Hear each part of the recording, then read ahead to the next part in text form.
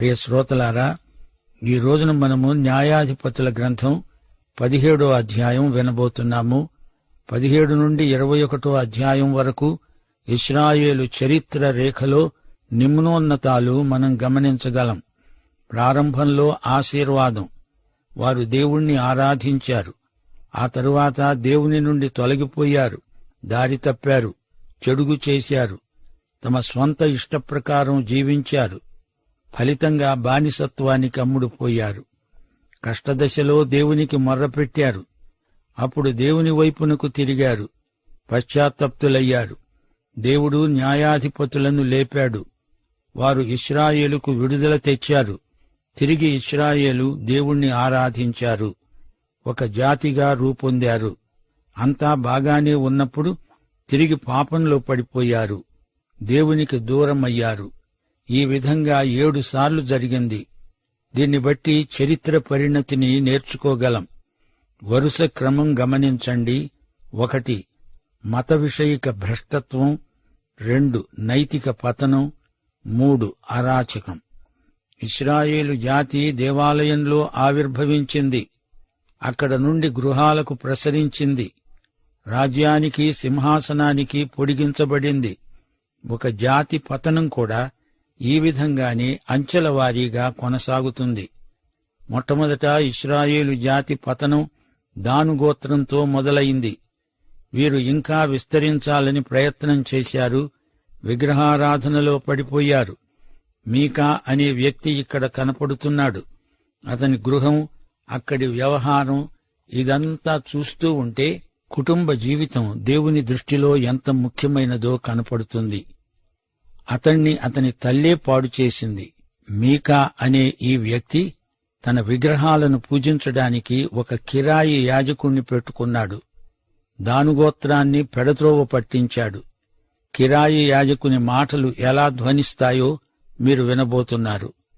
న్యాయాధిపతులు 17వ అధ్యాయం 1వ వచనం నుండి. మీకా అనే ఒకడు ఎఫ్రాయిమీయుల మన్యదేశంలో ఉన్నాడు. అతడు తన తల్లిని చూచి, నీ వద్ద నుండి తీసుకొనిన రూకలు, అనగా నీవు ప్రమాణము చేసి నా వినికిడిలో మాటలాడిన 1100 వెండి రూకలు నా వద్ద ఉన్నవి. నేను వాటిని తీసుకున్నాను. అతని తల్లి అన్నది, నా కుమారుడు యెహోవా చేత ఆశీర్వదించబడునుగాక. అతడు 1100 రూకలు తన తల్లికి మరల ఇయ్యగా, పోత విగ్రహము చేయించడానికి నా కుమారుని చేత తీసుకున్న ఈ రూకలను నేను యెహోవాకు ప్రతిష్ఠిస్తున్నాను. నీకు మరల అది ఇస్తాను అన్నది. గమనించారా? ఈ తల్లి తన కుమారుణ్ణి చేజేతులా చెడగొడుతున్నది. ఆ పిల్లవాడు తన తల్లి దాచిపెట్టుకున్న డబ్బును దొంగిలించాలని చూచాడు. తన డబ్బును ఎవరు దొంగిలించారో తెలియక ఆమె ఆ నేరస్తుడు శపించబడునుగాక అన్నది. ఈమె శాపనార్థాలకు కొడుకు భయపడ్డాడు. నేనే దొంగిలించానని ఒప్పుకున్నాడు. అప్పుడామె ఏమి చెయ్యాలి? పిల్లవాణ్ణి గద్దించాలి. అలాంటి పని మళ్లీ ఎప్పుడూ చెయ్యకుండా లెంపలు వాయించాలి. కాని ఈమె కొడుకును దీవిస్తున్నది. నా కుమారుడు యెహోవా చేత ఆశీర్వదించబడునుగాక అంటున్నది. తల్లికి కొడుకంటే ఎంత గారాబమో! మీకా తాను దొంగిలించిన సొమ్ము తిరిగి ఇచ్చినప్పుడు ఆమె అన్నది, ఈ డబ్బుతో నేను విగ్రహాలు చేయిస్తానని మొక్కుకున్నాను. చూచారా? ఆమె విగ్రహారాధికురాలు. పైగా ఆ డబ్బును తిరిగి కొడుక్కే ఇచ్చివేస్తున్నది. ఈ రోజున కూడా కొందరు తల్లులు తమ పిల్లలను అతిగారాబం చేసి పాడు చేస్తున్నారు. ఈ డబ్బు దేవునికిస్తాను అంటున్నది. ఆ డబ్బుతో విగ్రహాలు చేయిస్తాను అని కూడా అంటున్నది. కొందరు దేవుని కోసమై కానుకలు సేకరిస్తారు. ఆ డబ్బుతో విందులు, వినోదాలు చేస్తుంటారు. దేవునికి ఇచ్చిన కానుకలను మరి దేనికి వాడకూడదు. అతడు ఆ రూకలను తన తల్లికి ఇయ్యగా ఆమె వాటిలో 200 పట్టుకుని స్వర్ణకారునికి అప్పగించింది. అతడు వాటితో చెక్కబడిన ప్రతిమా స్వరూపమైన పోత విగ్రహమును చేయగా అది మీకా ఇంట ఉంచబడింది. మీకా అనే ఆ మనుష్యునికి దేవమందిరము ఒకటి ఉన్నది. అతడు ఎఫోదును, గృహదేవతలను చేయించి తన కుమారులలో ఒకణ్ణి ప్రతిష్ఠింపగా ఇతడు అతనికి యాజకుడయ్యాడు. ఆ దినములలో ఇశ్రాయేలీయులకు రాజు లేడు, ప్రతివాడు తన తన ఇష్టానుసారముగా ప్రవర్తిస్తూ వచ్చాడు. మీకా ఇంటిలో చాలా విగ్రహాలున్నాయి. అతని తల్లి కావలసినంత వెండి ఇచ్చింది. దానితో విగ్రహాలు చేయించి మీకా తన ఇంటిని విగ్రహ మందిరంగా మార్చివేశాడు. కిరాయి యాజకుణ్ణి పెట్టుకున్నాడు. ఎవరూ దేవుని మాట వినటం లేదు. తన కుమారుల్లో ఒకణ్ణి యాజకునిగా పెట్టుకోవడం అది దేవుని ఏర్పాటు కాదు. గృహదేవతలకు అతని ఇల్లు ఆలయమైపోయింది. న్యాయాధిపతులు 17వ అధ్యాయం 7వ వచనం నుండి, యూదా బెత్లెహేములో నుండి వచ్చిన యూదా వంశస్థుడైన ఒక యువకుడున్నాడు. అతడు లేవీయుడు. అతడు అక్కడ నివసించాడు. ఆ మనుష్యుడు తనకు స్థలము దొరికిన చోట నివసించాలని యూదా బెత్లెహేము నుండి బయలుదేరి ప్రయాణం చేస్తూ ఎఫ్రాయిమీయుల మన్యదేశమున ఉన్న మీకా ఇంటికి వచ్చాడు. మీకా అతన్ని అడిగాడు, నీవు ఎక్కడి నుండి వస్తున్నావు? అతడు అన్నాడు, నేను యూదా బెత్లెహేము నుండి వచ్చిన లేవీయుణ్ణి. నాకు దొరకగల చోట నివసించడానికి వెళ్తున్నాను. మీకా అన్నాడు, నా వద్ద నివసించి నాకు తండ్రివిగా యాజకుడివిగా ఉండిపో. నేను సంవత్సరానికి నీకు 10 వెండి రూకలు, దుస్తులు, ఆహారము ఇస్తాను. ఆ లేవీయుడు అందుకు ఒప్పుకున్నాడు. ఆ మనుష్యుని వద్ద నివసించడానికి సమ్మతించాడు. ఆ యువకుడు అతని కుమారులలో ఒకని వలె ఉన్నాడు. మీకా ఆ లేవీయుణ్ణి ప్రతిష్ఠించాడు. అతడు మీకాకు యాజకుడై అతని ఇంట ఉన్నాడు. అంతటా మీకా అనుకున్నాడు, లేవీయుడు నాకు యాజకుడైనందున యెహోవా నాకు మేలు చేస్తాడు. మీకా తన స్వంత కుమారుణ్ణి యాజకునిగా చేసినందుకు బాధపడ్డాడు, భయపడ్డాడు. అంతలోకే నిరుద్యోగి అయిన ఒక బోధకుడు దొరికాడు. మీకా అతణ్ణి కిరాయికి పెట్టుకున్నాడు. బెత్లెహేము నుండి వచ్చిన ఈ లేవీయుడు మీకా ఇంటికి యాజకుడయ్యాడు. కిరాయి బోధకుడు ఉద్యోగం చేస్తున్నాడు. అతని యజమాని మీకా. అతడు ఎంత చెబితే ఇతడు అంతే. ఈ రోజుల్లో కూడా ఇలాంటి కిరాయి బోధకులు ఉంటారంటే ఆశ్చర్యపోవాల్సిన పని లేదు. ఈ యాజకుడు ఆ ఇంటిలోని విగ్రహాలన్నిటినీ ఆరాధిస్తున్నాడు. ఎందుకు? డబ్బు కోసం. అసలు ధనాపేక్షే విగ్రహారాధనతో సమానమని దేవుని వాక్యం చెబుతోంది. అలాంటప్పుడు డబ్బు కోసం ఒక లేవీయుడు అక్షరాల విగ్రహారాధన చేయడం ఎంత గొప్ప నేరమో చూడండి. 11వ వచనం, ఆ మనుష్యుని వద్ద నివసించడానికి లేవీయుడు ఒప్పుకున్నాడు. మీకా ఆ లేవీయుణ్ణి ప్రతిష్ఠించాడు. ఎంత సాహసం! ఇశ్రాయేలు జాతి ఎంత హీనస్థితికి దిగజారింది. లేవీయుణ్ణి పెట్టుకున్నాము గనుక దేవుడు ఆమోదిస్తాడని మీకా అనుకున్నాడు. దేవుడు అలాంటి చర్యను ఎన్నడూ ఆమోదించడు. వేదాంత పట్టభద్రుడని నియమిస్తే అతనికి ఆధ్యాత్మిక యోగ్యతలు ఉండవద్దా? ఆధ్యాత్మిక విలువలు లేని వ్యక్తిని యాజకుడుగాను బోధకుడుగాను నియమించవచ్చునా? అది అసాధ్యం, అనుచితం. అది గొప్ప నేరం కూడా.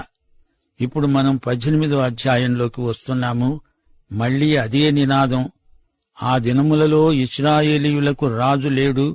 ఇశ్రాయేలీయుల గోత్రములలో ఆ దినము వరకు దానీయులు స్వాస్థ్యం పొంది ఉండలేదు గనుక తమకు స్వాస్థ్యం కావాలని వెతకటానికి బయలుదేరారు.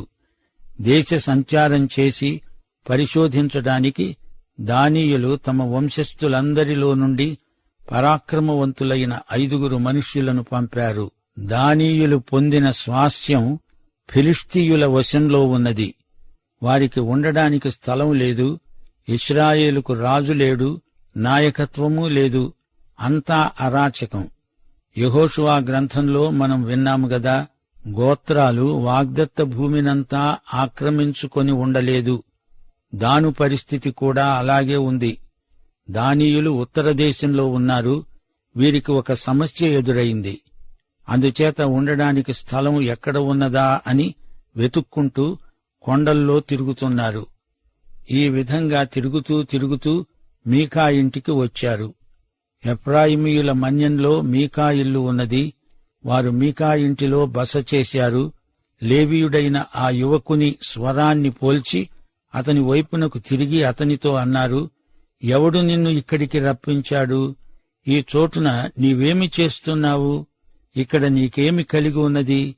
అతడు మీకా తనకు చేసినదంతా చెప్పి అన్నాడు, మీకా నాకు జీతమిస్తున్నాడు, నేను అతనికి యాజకుణ్ణై ఉన్నాను. అప్పుడు వారన్నారు, మేము చెయ్యబోయే పని శుభమో కాదో మేము తెలుసుకునేటట్లు దయచేసి దేవుని వద్ద విచారించు. అప్పుడా యాజకుడన్నాడు, క్షేమంగా వెళ్ళండి, మీరు చెయ్యబోయే పని యెహోవా దృష్టికి అనుకూలమే. గమనించారా, ఇతడు కిరాయి బోధకుడు. ఇలాంటి వారు ఎక్కడైనా ఉంటే దేవుడు అలాంటి వారిని కిరాయికి పెట్టుకున్న వారిని క్షమించునుగాక. ఈ లేవీయుడు సిగ్గుమాలిన పనివాడు, లోకంతో రాజీ పడ్డాడు. ఈ రోజున చాలామందిలో రాజీ మనస్తత్వం ఉన్నది. లంచగొండితనం ప్రబలుతున్నది. ప్రజలు కలవరపడుతున్నారు. నైతిక భ్రష్టత్వం రానురాను ఎక్కువవుతున్నది. దేవుని సంఘం మెళుకువగా ఉండాలి. వాక్యాన్ని అధికారంతో బోధించాలి. వాక్యములోని క్రీస్తును ప్రజలకు చూపాలి. ఈ కిరాయి బోధకులు ప్రజలకు ఏది ఇష్టమో అదే చెప్తారు, అందరినీ ఆశీర్వదిస్తారు. దేవుడు మిమ్మును దీవించునుగాక అని కనబడిన ప్రతి ఒక్కరికి శుభవచనం చెప్తారు. అందరికీ అనుకూలమైన తీయని మాటలు పలుకుతారు. దానీయులతో అలాగే మాట్లాడుతున్నారు. 5 దానీయులు ఈ యాజకుని మాటలు విని సంతోషంగా తిరిగి వెళ్లారు. 9వ వచనం, 5 మనుష్యులు వెళ్లారు, లాయుషుకు వచ్చారు. అక్కడి ప్రజలు సుఖంగా నిర్భయంగా ఉన్నారు. అధికారులెవరూ లేరు, ఎదురు తిరిగేవారు లేరు. వారికి ఎవరితో ఎట్టి సంబంధమూ లేదు. ఈ 5 జొర్యా, ఎష్తాయోలు అనే చోట్ల తమ స్వజనుల వద్దకు వచ్చారు. వారినడిగారు, లెండి, వారి మీద పడదాము. ఆ దేశాన్ని మేము చూచాము, అది బహు మంచిది. మీరు ఊరిక ఉన్నారేమిటి? ఆలస్యము చేయక బయలుదేరి ప్రవేశించి ఆ దేశాన్ని స్వాధీనపరచుకోండి. జనులు నిర్భయంగా ఉన్నారు, మీరు పోయి వారి మీద పడవచ్చు. ఆ దేశం నలుదిక్కులా విశాలమైనది. దేవుడు మీ చేతికి వారిని అప్పగిస్తాడు. భూమిలో ఉన్న పదార్థములలో ఏదీ అక్కడ కొదవలేదు. అప్పుడు జొర్యాలోనూ ఎష్తాయోలులోనూ ఉన్న దానీయులైన 600 మంది యుద్ధాయుధములు కట్టుకొని అక్కడ నుండి బయలుదేరి యూదాదేశమందలి కిర్యత్యారీములో దిగారు. గమనించారా, వేగులవారు తెచ్చిన నివేదిక అనుకూలంగా ఉన్నది. దానీయులు లాయుషును పట్టుకోవచ్చు. 600 మంది యోధులు బయలుదేరారు. తమ కుటుంబాలతో ఆస్తిపాస్తులతో వచ్చారు. లాయిషుకు వెళుతూ మీకా ఇంటిలో బస చేశారు. విగ్రహాలు దొంగిలించారు. వారి యాజకుణ్ణి బంధించి తీసుకుపోయారు. దానీయులు లాయిషును పట్టుకున్నారు. పట్టణాన్ని కాల్చివేశారు. దాన్ని పునర్నిర్మించారు. అందులో నివసించారు. ఆ పట్టణానికి దాను అనే పేరు పెట్టారు. చూచారా ఏమి జరిగిందో? ఈ వృత్తాంతమంతా 29వ వచనం వరకు వివరంగా చెప్పబడింది. మీకా బుద్ధి తెచ్చుకొని ఇంటికి వెళ్లిపోయాడు. దానీయులు అతనికి తగిన శాస్తి చేశారు. ఇప్పుడు లాయిషు అనే పేరు పోయి దానికి దాను అనే పేరు వచ్చింది. 30వ వచనం, దానీయులు చెక్కబడిన ఆ ప్రతిమను నిలుపుకున్నారు. మీకా వద్ద నుండి తెచ్చిన ప్రతిమను వారు పెట్టుకోవడం సిగ్గుచేటు. మోషే మనుమడు గెర్షోను కుమారుడు అయిన యోనాతాను, అతని కుమారులు ఆ దేశము చెరపట్టబడే వరకు దానీయుల గోత్రానికి యాజకులు. దేవుని మందిరము షిలోహులో ఉన్న దినములన్నిటా వారు మీకా చేయించుకున్న ప్రతిమను నిలుపుకొని ఉన్నారు. గమనించండి, ఈ అధ్యాయంలో మనం నేర్చుకోవలసిన కొన్ని సత్యాలున్నాయి. వీరికెవరికీ నిజమైన దేవుని ఆరాధించాలి అనే కోరిక లేదు. దేవుణ్ణి తమ స్వార్థం కోసం వినియోగించుకునే మనస్సు ఉన్నది. ఈ రోజున కూడా అనేక మంది దేవుణ్ణి వాడుకుంటున్నారు గాని దేవుడు వారిని వాడుకోవటం లేదు. మీకా విగ్రహాలు చేశాడు, అయితే ఆ విగ్రహాలను దానీయులు దొంగిలించారు. మీకా విగ్రహాలు పోయాయి. విగ్రహమంటే ఏమిటి? నీ జీవితంలో దేవుని స్థానాన్ని ఆక్రమించినది ఏదైనా విగ్రహమే.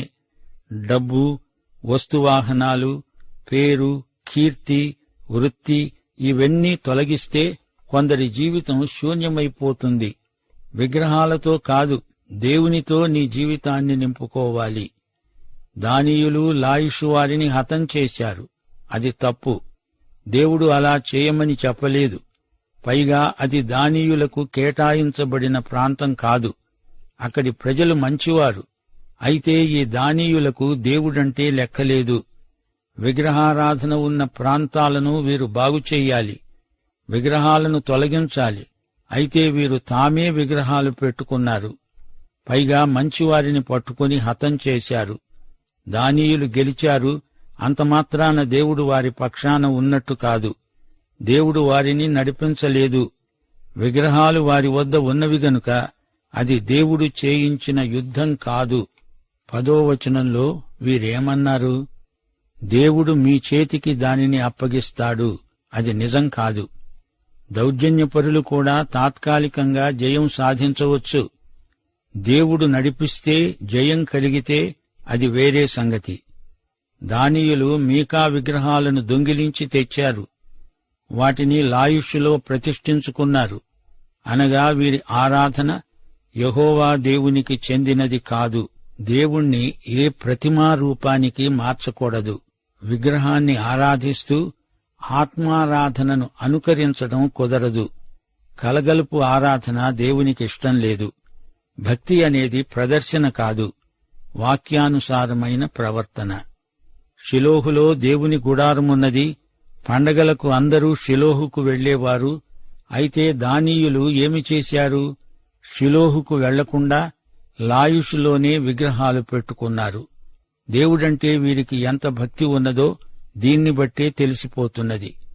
సోదరీ సోదరులారా, దేవుణ్ణి సత్యముతోనూ ఆత్మతోనూ ఆరాధించాలి. దేవుని ఆత్మ సత్యాత్మ, వాక్యాత్మ. దేవుడు ఆరాధనకు పాత్రుడు. దేవుని ఆరాధనలో దేవునికి మహిమ కలుగుతుంది. విశ్వాసికి ఆశీర్వాదాలు ప్రాప్తిస్తాయి. ఆరాధించే విశ్వాసి హృదయం ఆనందముతో సమాధానముతో నిండి ఉంటుంది. విశ్వాసి హృదయంలో నుండి ఆరాధన పెల్లుబికి రావాలి. దాని ద్వారా దేవునికి మహిమ. తండ్రి అయిన దేవుణ్ణి, కుమారుడైన యేసుక్రీస్తును ఆరాధించడానికి పరిశుద్ధాత్మ మనల్ని లోతైన అనుభవములోనికి నడిపించునుగాక. మన ప్రభువైన యేసుక్రీస్తు వారి కృప, తండ్రి అయిన దేవుని ప్రేమ, పరిశుద్ధాత్మ యొక్క అన్యోన్య సహవాసము మనకందరికీ నిత్యత్వము పర్యంతము తోడై ఉండునుగాక. ఆమేన్.